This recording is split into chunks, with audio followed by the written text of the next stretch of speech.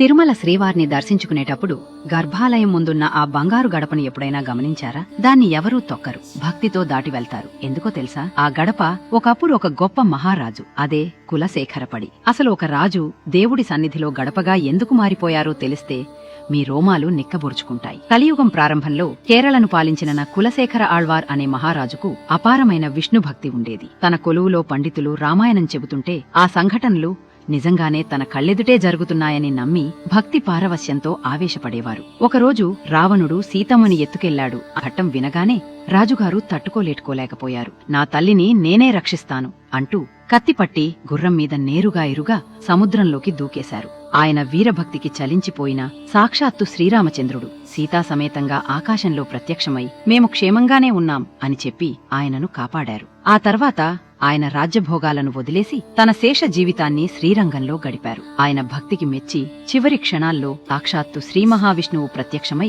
ఏం వరం కావాలి అని అరగగా, స్వామి, నాకు మోక్షం కూడా వద్దు, నిత్యం నీ ముఖాన్ని చూస్తూ నీ భక్తుల పాదధూళి నాపై పడేలా నీ గర్భాలయానికి ఒక గడపగా నన్ను మార్చేయి అని వేడుకున్నారు. ఆయన కోరిక మేరకే ఆ మహారాజు తిరుమల గర్భాలయానికి మొట్టమొదటి గడపగా మారిపోయారు. అందుకే దాన్ని కులశేఖరపడి అని పిలుస్తారు. ఈ అద్భుతమైన కథ మీకు నచ్చితే కామెంట్స్ లో ఓం నమో వెంకటేశాయ అని రాయండి. ఇలాంటి మరిన్ని ఆధ్యాత్మిక రహస్యాల కోసం ఎవ్రీడే ఎడిట్స్ బై రమ్యను ఫాలో అవ్వండి.